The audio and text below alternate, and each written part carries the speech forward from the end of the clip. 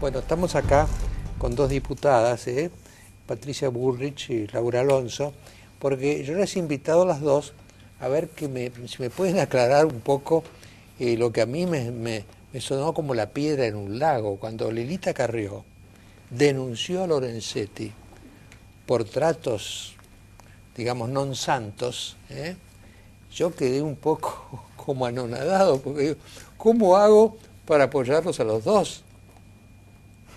¿Ustedes tuvieron ese dilema? En realidad no, yo no tuve en ningún momento ningún dilema porque no dudo de esta Corte, no dudo de su legitimidad, que es una legitimidad no solo de acceso, sino de ejercicio. Es una Corte independiente que ha tenido fallos que nos pueden gustar más o nos pueden gustar menos, lo cual habla de su autonomía y de su legitimidad finalmente.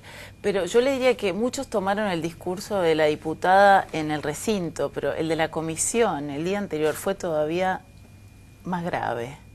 Y me parece que... Fue peor, me dice usted. Sí, fue peor. No se construye, sobre todo en este contexto, como usted bien decía, no se construye no se apoya este sistema republicano hoy tan endeble cuestionando a la Corte.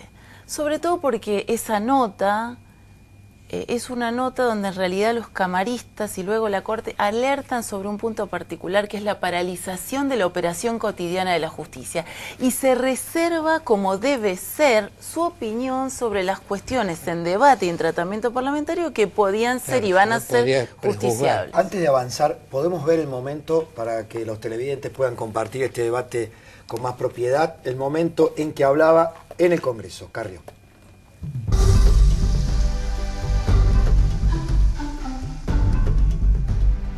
Acá hay un pacto. Acá hubo un pacto entre el presidente de la Corte y la presidenta de la República Argentina. Y gracias a Dios siempre sospeché de este presidente, pero hay un pacto. ¿Qué es lo que retiene el Poder Judicial? El pacto. ¿Qué es lo que le da el gobierno al presidente de la Corte? Espero que el resto de la Corte no esté en este pacto. Lo que le da es el manejo del dinero, el manejo del presupuesto y el manejo del personal, aún más allá de lo que dice la Constitución. Es decir, que ayer le sacaban todo más allá de lo que dice la Constitución y hoy le dan todo, incluso más allá de lo que dice la Constitución. Acuerdo espurio de punta a punta. Claro, yo cuando la escuché a Lilita decir eso, un poco me asusté, ¿no? Porque, ¿saben por qué me asusté? Porque yo supongo que tanto Lorenzetti y los jueces de la Corte como Lilita quieren defender a la República. Y esto parecía como cuando alguien pega un tiro en el pie. Sí, yo lo que sentí cuando llegó la carta firmada por Lorenzetti a esa comisión donde estábamos reunidos, lo sentí como un baldazo de agua fría. ¿Por qué? Porque ese día había mucha tensión parlamentaria y había muchos diputados de los que estaban en la mira, no necesariamente los que estaban en las páginas web, pero muchos diputados que estaban como con una doble lealtad. Sí, salió la lista, todo. Sí, pero además estaban con una doble lealtad porque habían tenido marchas muy importantes en sus provincias, porque votar esta reforma les costaba mucho. A mí lo que me parece es que cuando la presidenta de la comisión, Diana Conti, da a conocer esa carta y dice, nosotros tenemos acá esta carta de la Corte Suprema de Justicia, le dio la excusa a varios diputados para votar a favor. Dijeron, entonces quiere decir que va a haber reformas.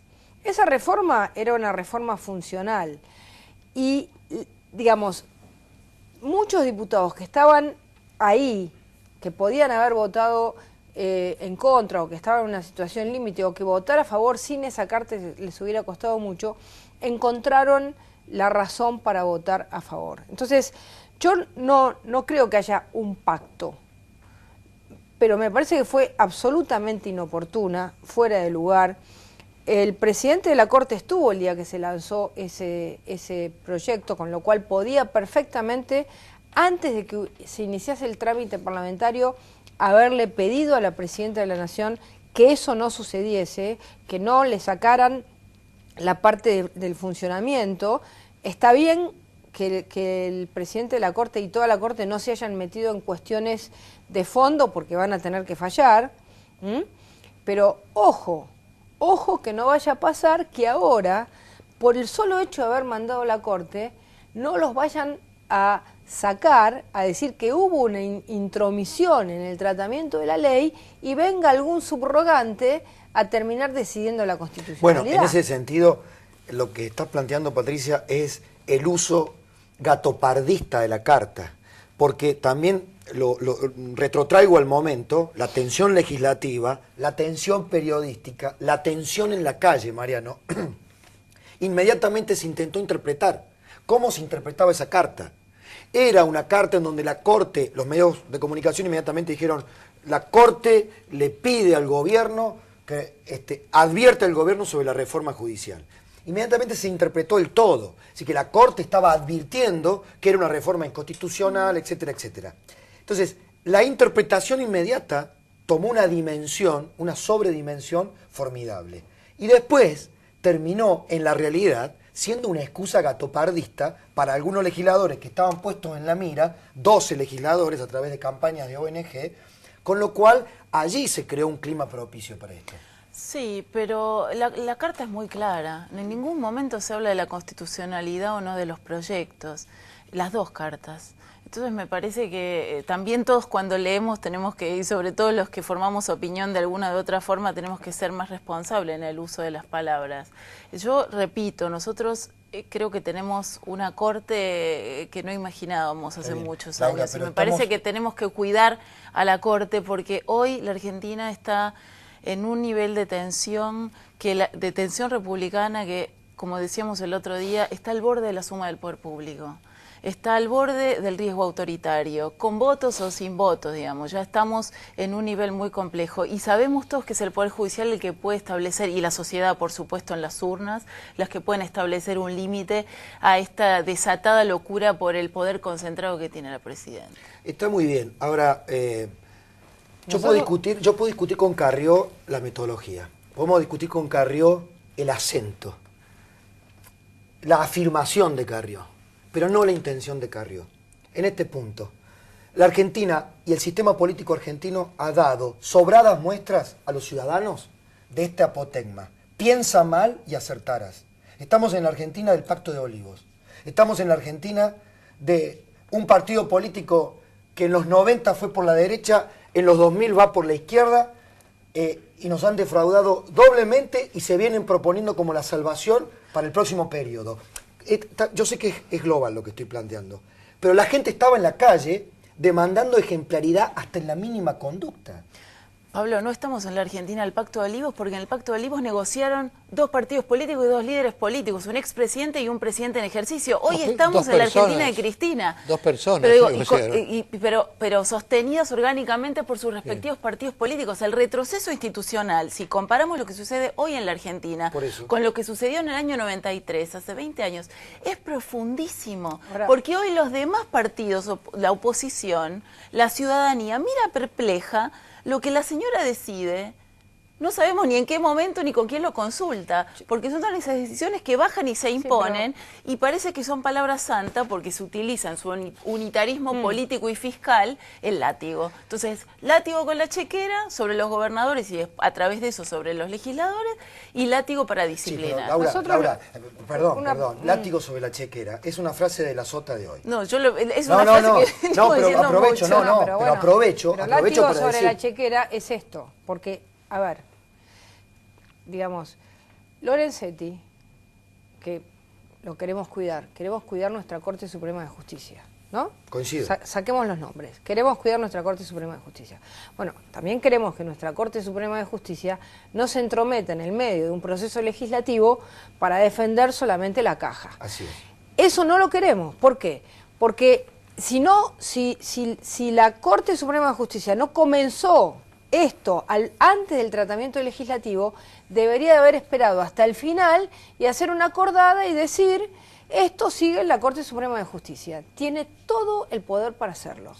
En consecuencia, lo que generó eso en el medio fue como cuando uno está, digamos, en un momento jugando a las cartas y viene uno y te dice, yo tengo la mejor. No va.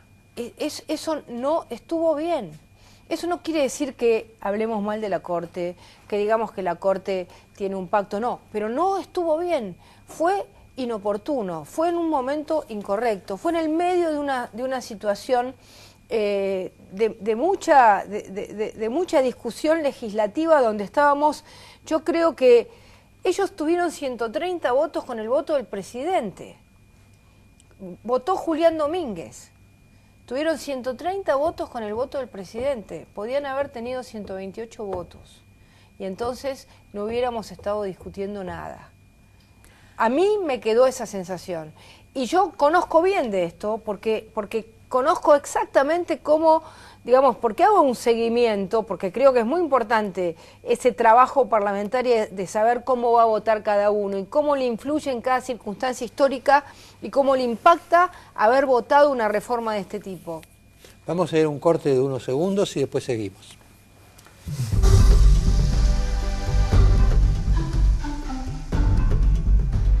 Para vender bien alhajas, relojes de marca, brillantes y oro, Ricciardi.